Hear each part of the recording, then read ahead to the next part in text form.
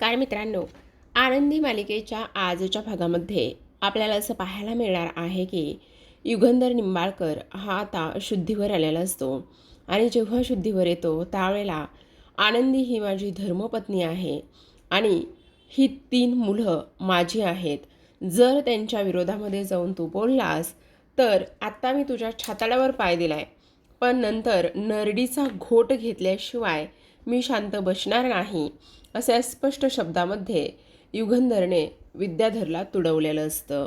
त्या प्रेक्षकांनो, इथे मालिकेच्या सुरुवातीला आपण पाहतो की आनंदी ही युगंधर निंबाळकरांच्या बाजूला बसलेली असते आणि त्यानंतर म्हणत असते, मालक साहेब, ह्या ही आनंदी आंधळी आहे आणि तिची तुम्ही दृष्टी आहात, त्यामुळे तिच्यासाठी तुम्हाला शुद्धीवर यावंच लागणार आहे. तुम्ही असं करू नका. काही म्हणून आता ती त्यांना शुद्धीवर आणण्याचं काम करत असते. तर त्या आरती आनंदीसाठी जेवणाचं ताट घेऊन आलेली असते आणि म्हणत असते, हे बघ आनंदी, असं करू नकोस. 2 घास तरी तुला जेवणाचे खावेच लागणार आहेत. पण त्यावेळेला मात्र इथे आता आनंदी म्हणत असते, नाही, मला अजिबातच जेवायचं नाही आहे. हे बघ, काही जरी झालं तरीसुद्धा तू मला आत्ता जेवायला देऊ नकोस. माझी अजिबात इच्छा नाही आहे. तेव्हा ती म्हणत असते, तू वेडी आहेस का? हे बघ, तुला मालक साहेबांची काळजी वाटणं हे अगदी स्वाभाविक आहे, पण तुला त्यासाठी जेवणसुद्धा घेणं तेवढंच गरजेचं आहे. ही गोष्ट तुला समजत नाही आहे का? तेव्हा आनंदी म्हणत असते, नाही आरतीताई, हे बघ, आत्ता माझ्या घशाखाली एक घासही जाणार नाही. जोपर्यंत मालक साहेब शुद्धीवर येत नाहीत तोपर्यंत मी काही खाऊ शकत नाही. प्लीज, मला काहीही नको आहे, असं आता इकडे ती बोलत असते. आणि आरतीताई, त्याहीपेक्षा एक गोष्ट तुला सांगू का? तू एक काम कर, काही जरी झालं ना तरीसुद्धा तू ना इथे सर्वांना, माई आणि बापूंना, त्याचबरोबर पृथ्वीला, मुलं कोणीही जेवलेले नसतील, तू प्लीज त्यांना जेवायला घाल. काही करून त्यांची जेवणं होणं हे फार जास्त महत्त्वाचं आहे, असं सुद्धा आता इकडे ती बोलत असते. मग हे सगळं बोलल्यानंतर इथे आता आरती तिला म्हणत असते, आनंदी, हा तुझा स्वभाव कधीच बदलणार नाही आहे का गं? अगं, आता तरी थोडंसं तरी बदल ना ह्या सगळ्या गोष्टी. तेव्हा मात्र ती म्हणत असते, नाही, मी नाही बदलू शकत आहे. कारण तुला एक गोष्ट सांगू का? मालक साहेब शुद्धीवर येणं हेच माझ्यासाठी सगळ्यात महत्त्वाचं आहे आणि म्हणूनच मी ह्या सगळ्या गोष्टी करत आहे, असं सुद्धा आता इकडे ती बोलत असते आणि आरतीला तिथून जायला सांगत असते. आरती म्हणत असते, ठीक आहे, मी तर इथून जाईन, पण एक गोष्ट मात्र नीट ध्यानात ठेव. काही जरी झालं ना तरीसुद्धा तुला हे जेवणाचं ताट मी इथे ठेवते आणि जेवावंच लागणार आहे, असं म्हणून ती जेवणाचं ताट तिथेच ठेवते आणि त्यानंतर तिथून निघून जाते. आता दुसरीकडे आरती ही माई आणि बापू ह्या दोघांच्याही खोलीमध्ये गेलेली असते आणि तिथे गेल्यानंतर आता इकडे ती त्या दोघांनासुद्धा जेवायला घालण्याचा प्रयत्न करत असते. म्हणत असते की आता तुम्ही दोघंही जण जेवण करा. तेव्हा ते दोघेही म्हणत असतात, नाही, अजिबातच नाही, आम्हाला जेवायचं नाही आहे. तेव्हा मात्र ती म्हणत असते, हे काय आहे सगळं?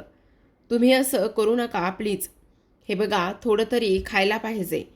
त्यावेळेला मात्र इथे माई आणि बापू म्हणत असतात, नाही जमणार आहे आम्हाला खायला. जोपर्यंत युगंधर शुद्धीवर येत नाही तोपर्यंत आमच्या घशाखाली एक घाससुद्धा जाणार नाही, असं सुद्धा आता इकडे ती बोलत असते. मग आता हे सगळं काही बोलल्यानंतर इथे आरती थोडंसं डोकं लढवते आणि म्हणत असते, बाप रे, काय करताय तुम्ही हे सगळं? माई, बापू, माईंच्या चेहऱ्याकडे बघितलं का? किती डार्क सर्कल्स आले आहेत. माई, बघा जरा आरशामध्ये, एवढे डार्क सर्कल आले आहेत आणि त्यानंतर मात्र आता तुमची अवस्था कशी होणार आहे हे तरी तुम्हाला समजतं का माई आणि बापू? हे बघा, तुम्हाला जर इकडे फॅन फॉलोअर्स हे लाखात कमवायचे असतील तर इथे मात्र तुमची अशी अवस्था होऊन चालणार आहे का? हे बघा माई आणि बापू, ताबडतोब इकडे तुमच्या चेहऱ्याचा इलाज करा आणि त्यावर तुमचा जर फॉलोअर्स कमी झाला, आणखी काही झालं तर मग काय होणार आहे? तुमच्या गोष्टी लक्षात येत आहेत का? त्यावेळेला मात्र आता इकडे ते म्हणत असतात, काय केलं काय पाहिजे मग? माई बापू, तुम्हाला सांगू का, माझ्याकडे यासाठी भन्नाट पर्याय आहे. बापू म्हणत असतात, हे बघ तुला एक गोष्ट सांगू का, जर इकडे ही अशा पद्धतीने वागली ना, तर तुला सांगू, हिला जर हिचा एक जरी फॉलोअर्स कमी होताना दिसला ना, तर ही मात्र फार जास्त स्वतःला त्रास करून घेते आणि तिला हे सगळं अजिबातच जमत नाही. मग काय होईल आणि काय नाही हे मात्र आपल्याला सुद्धा समजणार नाही. तेवढ्यातच आता इकडे आरती म्हणत असते, पण तुम्हाला हे सगळं करण्याची काहीच गरज नाही आहे. माझ्याकडे ह्या सगळ्यासाठी एक भन्नाट उपाय आहे.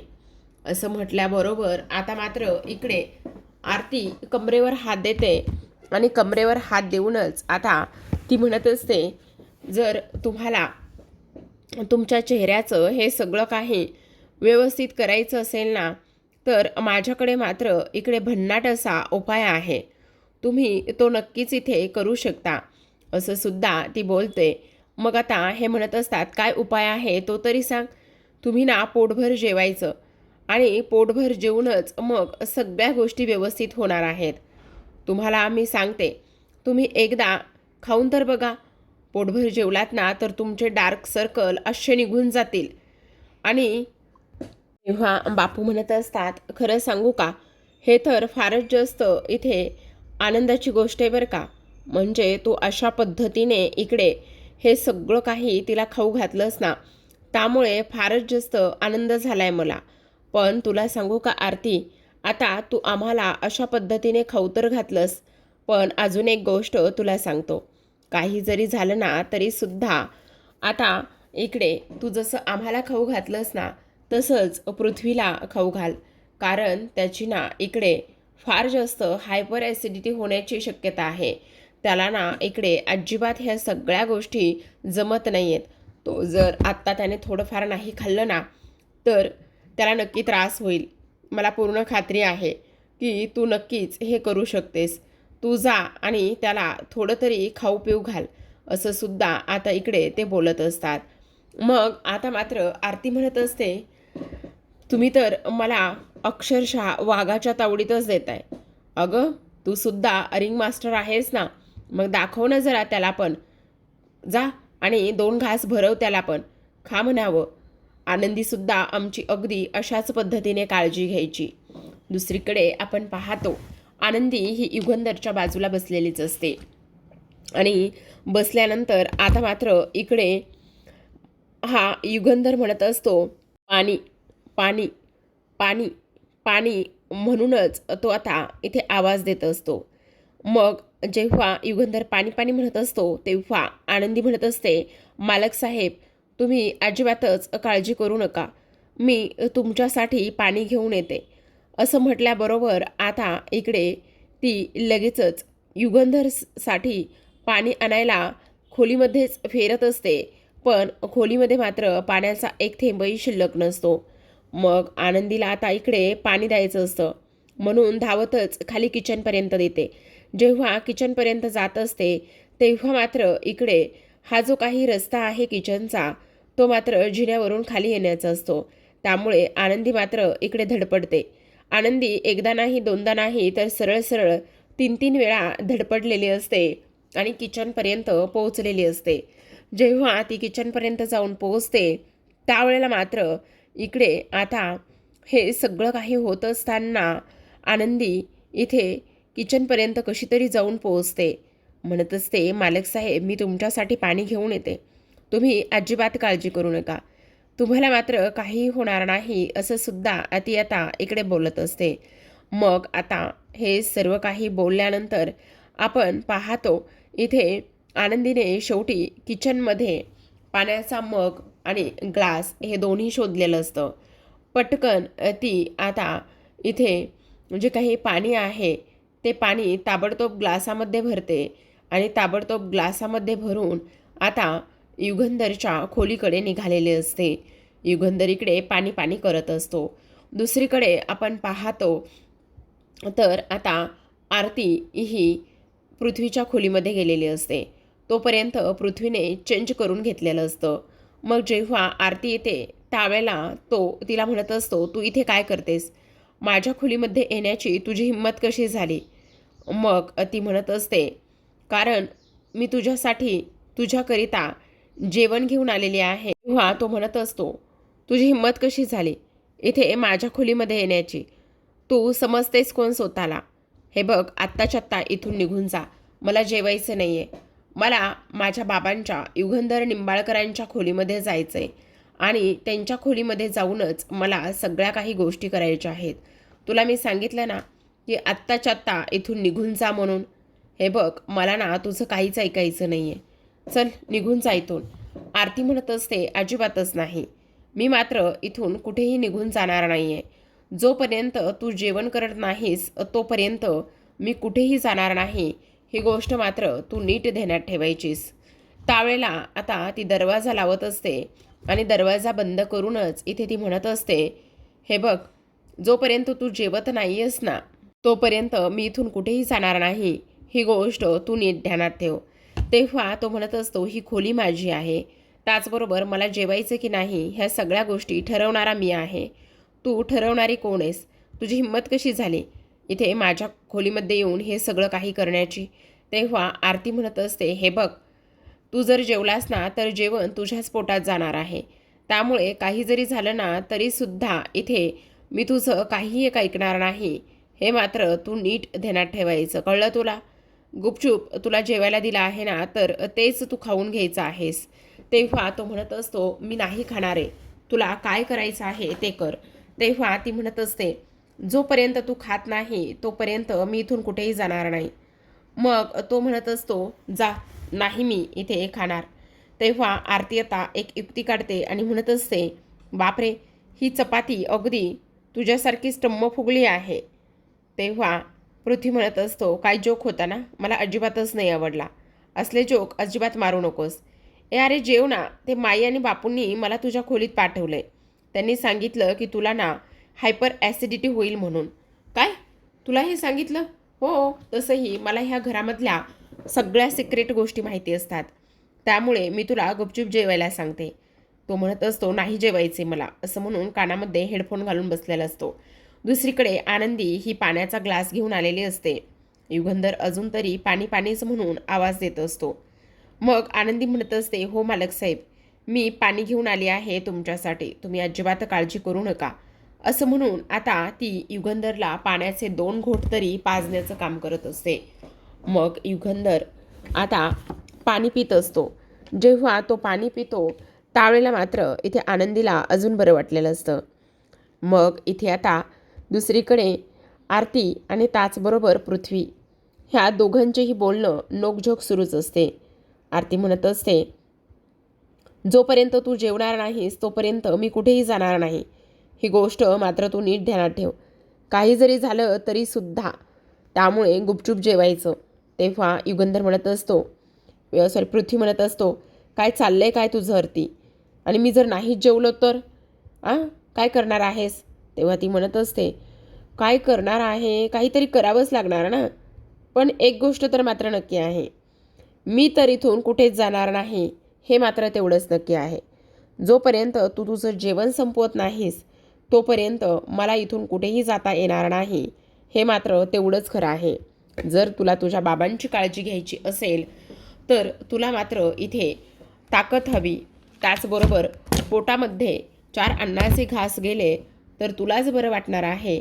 ही गोष्ट तुला समजते का? त्यावेळेला तो म्हणत असतो, आता ह्या सर्व गोष्टी तू मला सांगणार आहेस का? तू मला शिकवणार आहेस का? हे बघ, मला ह्या असल्या गोष्टी अजिबात सांगू नकोस. अजिबात हे असलं काहीही मला शिकवायचं नाही, समजलं? आत्ताच्या आत्ता इथून माझ्या खोलीतून तू चालतं व्हायचं. मला तुझं काहीच ऐकायचं नाही आहे. त्यावर आता इकडे ती म्हणत असते, कसला मुलगा आहेस रे तू? अरे मी तुझ्या काळजीपोटी हे सगळं काही बोलते. मी तुझ्या काळजीपोटी ह्या सगळ्या काही गोष्टी इथे करते आणि तुला मात्र इथे कशाचीच पडली नाही आहे. काय बोलायचं काय रे तुला? तेव्हा तो म्हणत असतो, मी तुला सांगितलंय का की माझी काळजी कर, असं कर, तसं कर. ह्या सगळ्या गोष्टी मी तुला सांगितल्यात का? नाही सांगितल्या ना. मग कशाला उगाचच माझी काळजी करतेस तू? ह्या सगळ्या गोष्टी आणि माझी काळजी करण्याची काही गरज नाही आहे. कळलं तुला? आणि तेव्हा ती म्हणत असते, ठीक आहे, तुला जर जेवायचंच नसेल तर मी इथेच बसते. दुसरीकडे आपण पाहतो आता माई आणि बापूंजी जेवणं झाल्यानंतर ते दोघेही जण आता युगंधरच्या खोलीत जातात आणि आनंदीकडे चौकशी करत असतात की आनंदी काय झालं? युगंधर बरं आहे का गं? तेव्हा आनंदी म्हणू लागते, हो माई आणि बापू, आत्ताच मालक साहेबांना थोडीशी शुद्ध आली होती. त्यांनी पाणी मागितलं आणि मी त्यांना पाणीसुद्धा प्यायला दिलं. ते 2 घोट पाणीसुद्धा प्यायले आहेत. माईंना प्रचंड आनंद होतो. माई म्हणत असतात, अरे वा, हे तर फारच आनंदाची गोष्ट झालेली आहे. तेवढ्यातच तिथे शिल्पा आलेली असते. मग शिल्पा आल्याबरोबर ती म्हणत असते, तुझी इथे येण्याची हिंमत कशी झाली? तू समजतेस कोण स्वतःला? का का आलेली आहेस तू इथे? असं बोलल्याबरोबर आता मात्र इकडे माई म्हणत असतात, अगं असं काय करते शिल्पा? तुझ्या गोष्टी लक्षात येत आहेत का? अगं उलट उलट तिच्यामुळे आज युगंधर जो आहे ना, तो युगंधर शुद्धीवर आला आहे आणि त्याचबरोबर त्याने पाणीसुद्धा प्यायलं. पण शिल्पा म्हणत असते, हिला सांगितलं होतं ना इथे युगंधरच्या आसपाससुद्धा फिरायचं नाही आहे म्हणून, तरीसुद्धा ही मात्र इथे का आलेली आहे? आत्ताच्या आत्ता चालती हो इथून. तुला सांगितलं होतं ना की इथे यायचं नाही आहे म्हणून, तरीसुद्धा तू इथे आलेली आहेस. तुझी हिंमत कशी झाली इथे येण्याची आणि ह्या सगळ्या गोष्टी करण्याची? चल, आत्ताच्या आत्ता इथून निघून चल. चल म्हणते ना तुला. तेव्हा आनंदी म्हणत असते, शिल्पाताई असं काय करताय? हे बघा, मला इथे थांबू द्या ना. आत्ता मालक साहेबांना माझी फार जास्त गरज आहे. पण शिल्पा ऐकत नसते. तिच्या हाताला धरत असते आणि ओढून नेत असते. तेवढ्यातच युगंधरने तिचा हात पकडलेला असतो. मग युगंधरने तिचा हात पकडल्यानंतर आता मात्र इकडे तो समिधा समिधा असं म्हणत असतो. मग समिधा समिधा असं बोलल्याबरोबर आता इकडे माई म्हणत असतात, अगं युगंधरला इथे आठवू लागले बहुतेक काहीतरी. थांब जरा, थांब. तो आनंदीला थांबवतोय. आनंदीचा घट्ट हत्त पकडतोय. तेव्हा शिल्पा पाठीवळून पाहते तर तिलासुद्धा ह्या सगळ्या गोष्टींचा धक्काच बसतो. मग आता इकडे युगंधर म्हणत असतो, समिधा समिधा तुला एक गोष्ट सांगू का समिधा? हे बघ, ही गोष्ट फार आनंदाची आहे. कारण तुला माहिती का समिधा, हे बघ, आता काही जरी झालं ना तरीसुद्धा इथे मला इंग्रजी शिकायचं आहे. अगं तिथे भेटणारे जे काही लोक आहेत ना, ते लोक मात्र मला इकडे इंग्रजी येत नाही म्हणून खूप काही बोलतात. समिधा, जर मी इंग्रजी बोलायला शिकलो, जर मी इंग्रजीमध्ये सगळं काही शिकलो ना, तर तुला एक गोष्ट सांगतो, आपला बिझनेस मी सातासमुद्रापार नेईल बघ.